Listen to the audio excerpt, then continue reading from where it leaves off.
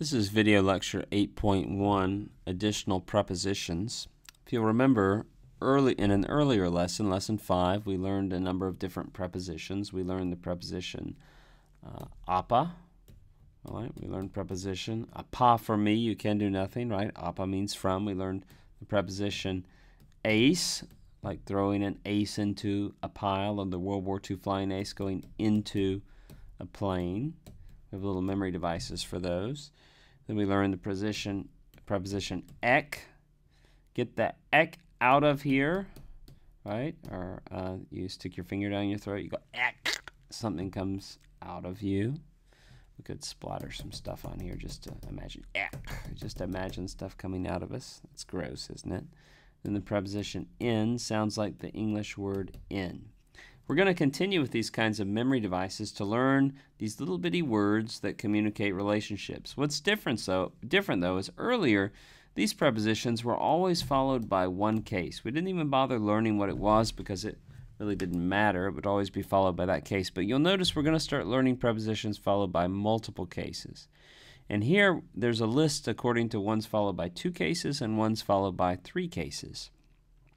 And I think it's all, you'll notice in all these 6 prepositions here, they're either followed by the genitive or the accusative. And I think it's good to come up with a little memory device that always learns the meaning in that order, the genitive meaning and then the accusative meaning. And let me challenge you.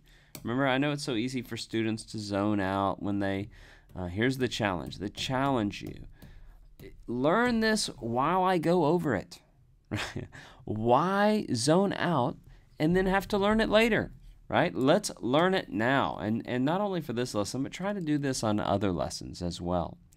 Okay, first off, we have the preposition dia, right? Dia. And you'll notice it has 666 occurrences.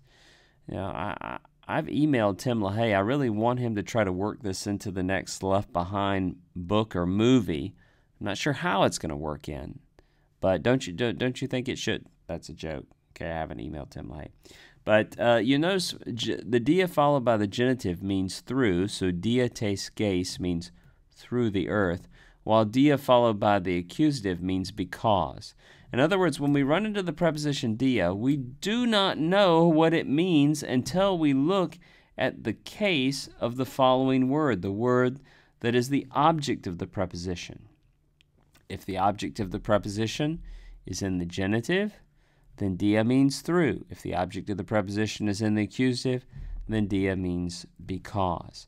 So I had a student, I'm going to give you memory devices that students have given me over the years. He says, dia makes me think of the beginning of the word diamond. And, you hold up a diamond, you can look through a diamond. It's clear. And the only reason I would have it is because of my love for my wife. You look through it, you have a diamond because of your love for your wife. I have another student who told me, I remember this because they say, I made it through the day. That is through the dia because of God's grace. As you come up with a little sentence that uses that in the order of genitive and accusative, I think it will help you remember that. Next, we have the preposition kata, right? Kata. You can see all of these occur hundreds of times. They're extremely common. And a student told me that he remembers this, or she remembers this, that it looks like the beginning of the word cat, right? Cat, cot. A cot is against a dog according to its nature. A kata is against a dog according to its nature. So kata means against. It means against if it's followed by the accusative. It's followed by the genitive, like kata tunamu, against the law. And it means according to if it's followed by the accusative. In fact, all the Gospels are entitled katamarkan, according to Mark, katamatheon, according to Matthew, katalukan. So, a cat is against a dog according to nature. Dia, look through a diamond, you have it because of your love for your wife. Next, we have meta. You can just make a little sentence. I met up with someone after the party. Meta sounds kind of like met up. I met up with someone after the party. So meta followed by the genitive means with, met up with, meta to kuriu, with the Lord. Meta followed by the accusative means after, meta thanaton, after death. Next, we have peri. And peri, a student told me, he said, I remember this because it sounds like the perimeter, peri, like the beginning of the English word perimeter. And I think about my wife walking around the perimeter of the seminary campus. And I have concern, he said, about her safety as she walks around the perimeter, about and around. I have concern about her safety as she walks around. And you can come up and you say, well, it sounds like periscope. A periscope is about or concerning the safety of the boat. You use it to look around. So you come up with a little sentence like that to help you. Next, we have huper. Huper. And several things have been suggested by this over the years. And one that I like is they say huper sounds kind of like a Southern English of up air. You know, up. In other words, for those of you who are not from the South, of up air, huper sounds like up there. And they say I'm gonna speak on behalf of for Grandpa who lives above us up there. I'm going to speak for Grandpa who lives above us up there. For Grandpa or on behalf of. It can also mean on behalf of. On behalf of Grandpa who lives above us up there. Another student told me that he imagined himself up in the air, hoop air, up in the air like dunking a basketball. And he was, I guess, saying, this is for so-and-so, and he was above the crowd. Everyone was cheering. Okay, another preposition we're going to look at is hupa. Hupa, several things to do with this. Hupa looks a little bit like the word hippo. If you've ever been to the zoo, hippos are either by the water or under the water. They don't really have much existence beyond that. So by and under. Another student told me they made, and it's really the by here, just to clarify, is more of an agency rather than a location. So it might be better to say, Hoopa sounds kind of like hoop, so we could do another basketball thing here. This hoop is made by a company under new management. No longer is the hoop falling apart or hitting people on the head. This hoop is made by a company that is under new management. By and under. Whether you like my little sentences or not, doesn't matter to me. Make up your own little sentences. Make up your own little memory devices. But let me encourage you to always learn them in the order of the genitive meaning first, followed by the accusative meaning, and some sort of peg, some sort of similarity to the sound of the preposition. There are a few three-case prepositions in this chapter. There's two in particular. Epi. Epi can be followed by the genitive, the dative, or the accusative. Sometimes, depending on the grammar you study under, they'll say the genitive means on, the dative means upon, the accusative means against. It can. Prepositions are very fluid in meaning. Just remember that. Context is extremely important in determining the meaning of a preposition. They're very fluid in meaning. But you can also see that the definition that Black has given you, which it can mean upon in each case upon, and that's obviously a lot easier for you to remember. You can remember epi is like the beginning of epidermis, your skin, which is upon you. And then we have, I love this memory device a student came up with for para. He said, para looks to me like the beginning of parachute, right? And remember, this is one of these words that's followed by three different cases, the genitive, the dative, and the accusative. And they said, when you have a parachute, you jump from a plane with a parachute, and you land beside a tree. You jump from a plane with a parachute, you land beside a tree. From, with, beside. Let me ask you, what would the preposition para mean if it were followed by the nominative case? What would that mean? That would mean that someone has made a grammatical mistake because prepositions are not followed by the nominative case. None of them are. So remember, some prepositions are followed by one case, some are followed by two, some are followed by three, and the ones followed by two and three usually have case-specific meanings that we need to pay attention to. For you guys who are engineers, math, geometry type people, take a look at this chart. Ooh, I heard the ooh in the background. Someone's like, that just made it all real to me right there. I can see the prepositions graphically displayed in front of me, and that helps me to remember the meaning.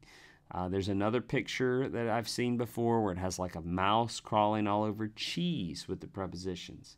Whatever, as long as it's not immoral, whatever will help you remember this, little stories, drawing pictures, I encourage you to do that. One other thing we want to note with prepositions, some of these prepositions you haven't even learned yet, but here's a chart of prepositions right here. Prepositions are in this left-hand column.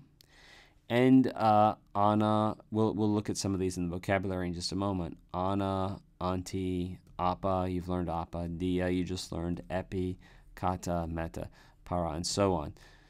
You've learned most of these. A few of them are in the vocabulary. I want you to notice something happens in Greek when these prepositions are followed by a vowel, if the next word begins with a vowel. So if you're writing appa and then the next word begins with a vowel, what happens is this drops off and you have an apostrophe like that. So appa becomes op.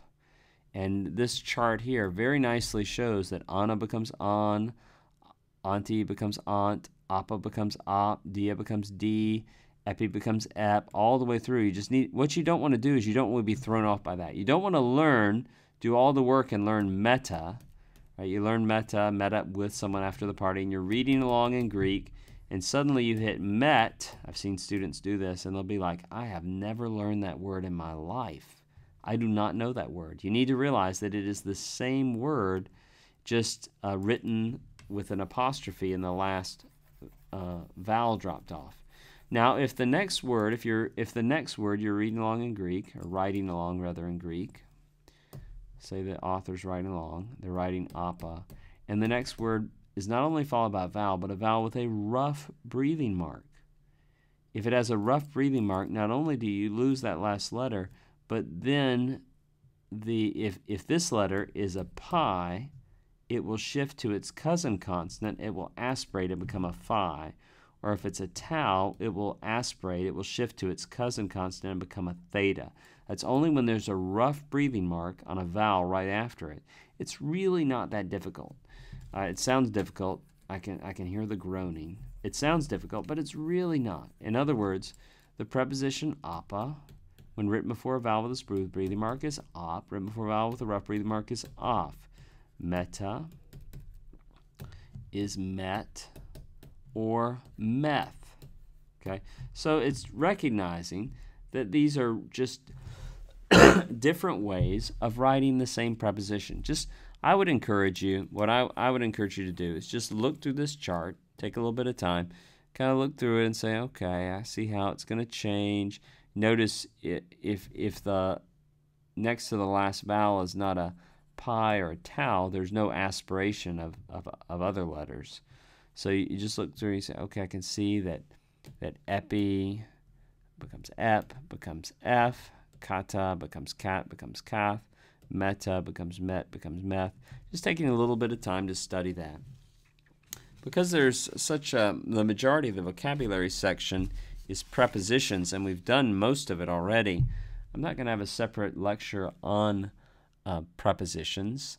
I'm not going to have a separate lecture on vocabulary, but instead I am going to just do the last few vocabulary items we have not done. So when we look at the vocabulary, we've done most of them, but there's a section down here of additional prepositions followed by one case we have not done. So let's very quickly look at those. So we have Anna, which again, I think there is a verb. I can't remember if you've learned it. Anabino means to go up. You probably haven't learned this. Anabino means to go up. Katabino means to go down. Metabino means to go across. So if you've learned anabino, you know ana means up. If you haven't, I don't believe you have, then you can just think, do you know anyone named Anna? Just imagine her flying up in the sky. You say Anna is a preposition that means up. It's often going to be used in conjunction with other words. For example, as the word anabino, to go up. Let's look at some of these other prepositions. Auntie, You're used to that from like anti, instead of, in place of, against. Before. You're used to that from prototype, prologue. There are English cognates. Help remember that. Pros means to or toward. A prosthesis is something you attach to your body. I once had a student come up to me after class. He said, "You know how I remember that?" He said, "I remember it because I fall prostrate to the Lord." I said, "Brother, I think you mean prostrate to the Lord." He said, "Oh, yes, that's what I mean." So, fall prostrate to or toward the Lord. Pros means to or toward. Then you have soon, means with. You'll say soon. I'll go on a date with my wife. Soon we will be with the Lord. Soon. Use some little sentence with soon. You can see up here he's giving you some compound verbs. This is where prepositional prefixes have combined to make a new word. So you know the verb balo already? Well, here's ekbalo. Balo is throw. Ekbalo is throw out. Apothnesko is I die.